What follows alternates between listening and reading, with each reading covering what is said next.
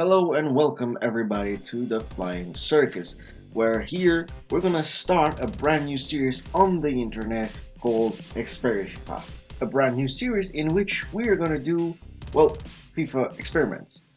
Not like you didn't actually notice this, it was in the title or something like that. But anyway, I digress. So, how is this going to work? For those of you out there who don't know, every single episode will have a certain scenario and we'll do a certain experiment because there are a lot of questions that can be asked in the world of football, but the answer part, well, is basically impossible in some ways. But fortunately, we have FIFA on our hands, a digital version of the sport in which we can do basically anything we can set our minds to, or almost.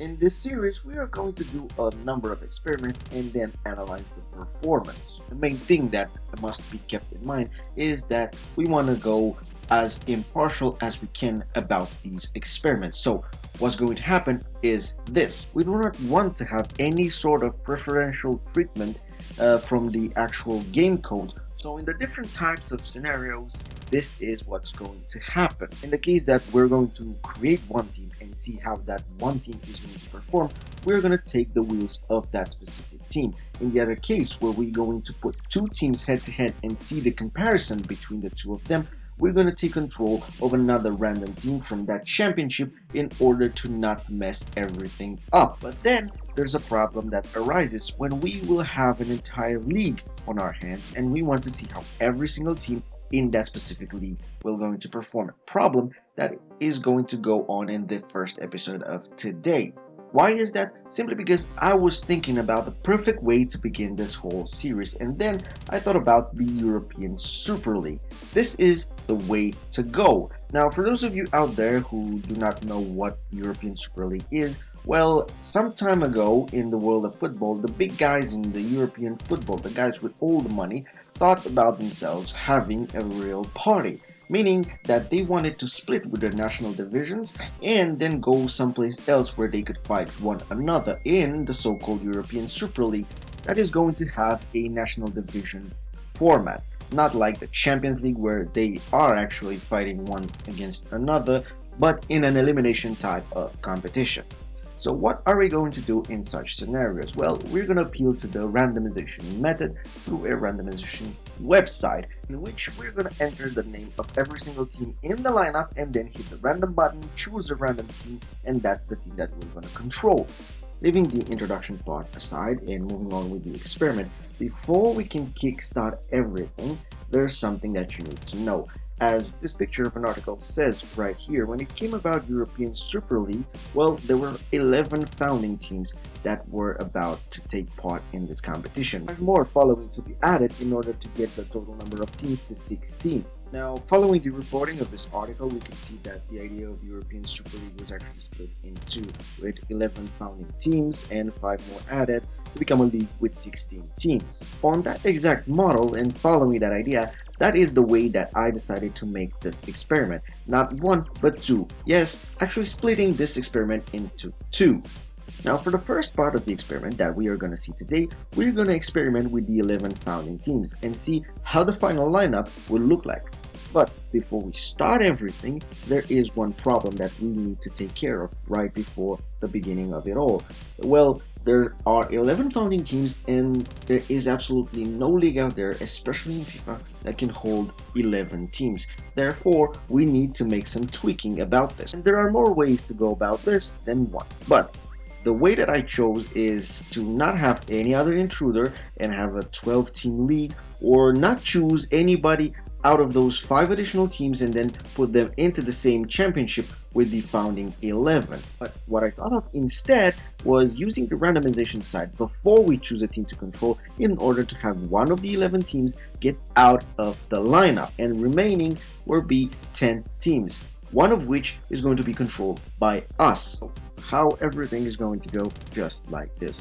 Go to the randomization website, introduce the teams, and hit random. So there you have it. There is your answer, and it's Liverpool, the one team that is going to get out from the original lineup, leaving everyone else to fight for supremacy.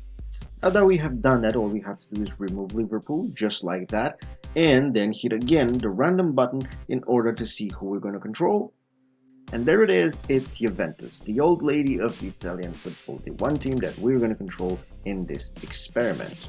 So this is it right here. There is Juventus, like I said, the old lady of the Italian football, the team that we're going to control and see how everything is going to look like. What we're going to do right now is actually simulate first the half point of the season, which is January the 1st, see how the tables are going to look at that point, and then see how everything is going to look at the end of the season. This is the halfway point, and all we have to do is just hit simulate and then take a look at the results. So there you have it, the simulation is over. Now to take a look at the tables. First, let's analyze the player stats, with the top scorers being the main focus of attention. Now, from what we can see in first place, there is Sane from Manchester City. He's tied up with the second place man, Guedes from PSG, 8 goals to each of them. Ronaldo is quite close with 7 goals, as many others have at this point in time in this championship. He is rounding up the top 3, followed by Suarez and Eden Hazard, that are rounding up the top 5, and in top 10 we can see other people like Sanchez, Lukaku, Cavani, Asensio, and Higuain. Basically, they're really close to each other. Moving on to the assists, we can see that Real Madrid is the one taking the cake, with their own player Asensio with 5 assists to his name. Guedes with an unbelievable performance in the first half of the season, I would say, straight from PSG. He has 4 assists, he has second place in the top scoring table and also in the assist table.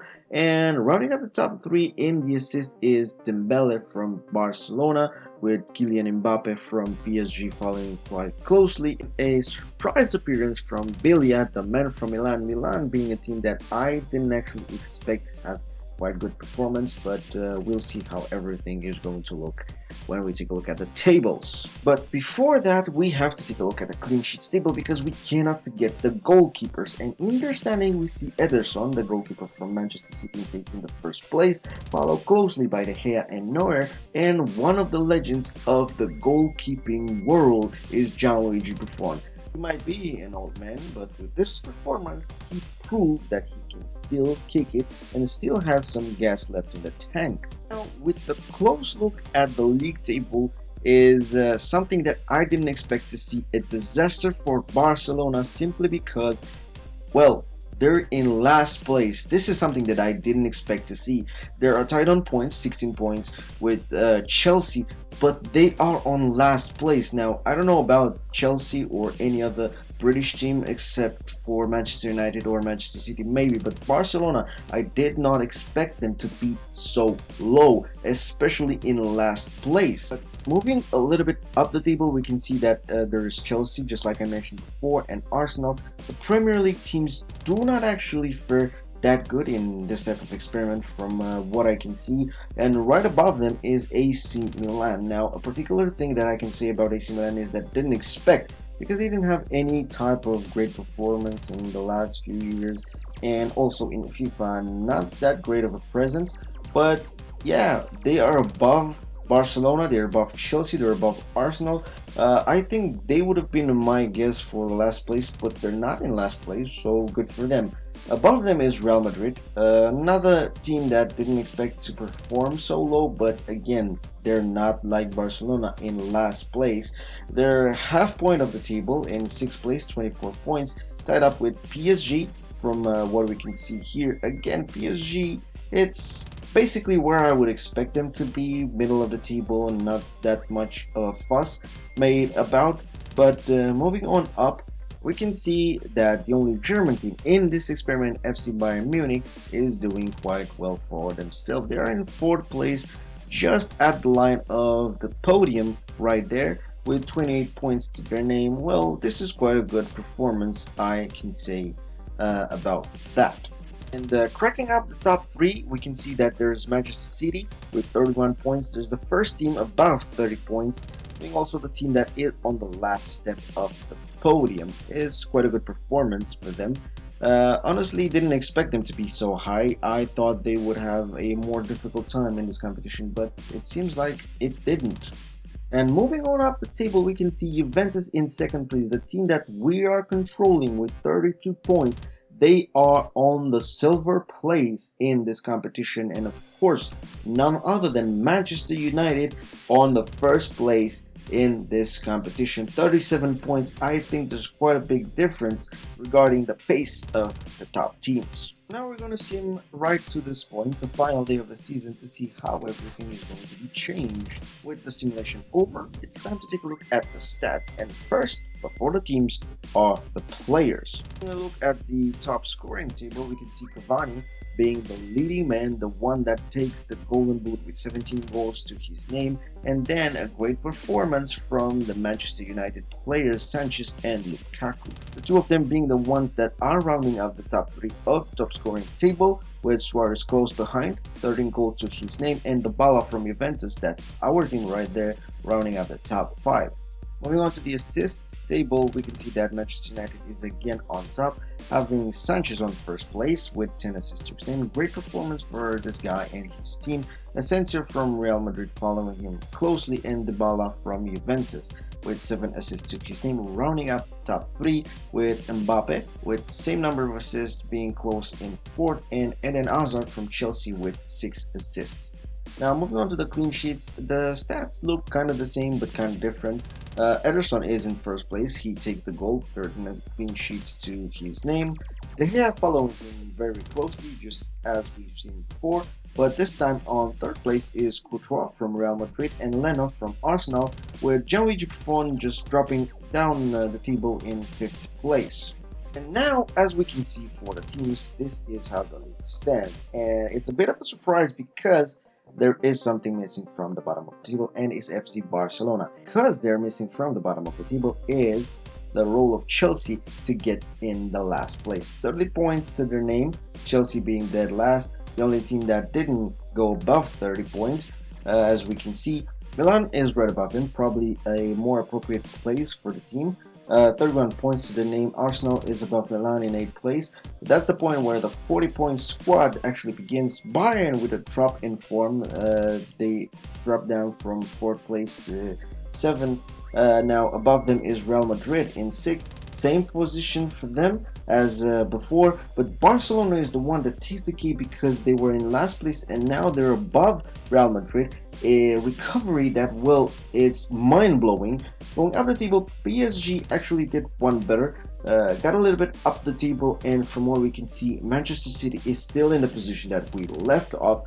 The last step of podium, 56 points to their name, and we can see that Juventus is again in the same place that we left off. 2nd place for them, 2nd step of the podium, 62 points to their name. Quite a good performance. Didn't expect that, honestly, but I did expect them to be released on podium or somewhere at the top. Of course, there's only one team that remains in order to occupy the first position of this championship, and is Manchester United, the team that has dominated this championship from the point that it started to the point that it ended right now. And as we can see, the 72 points, the name having a great performance with 10 points difference from the 2nd place, absolutely dominating the entire competition. So there it is, the final lineup.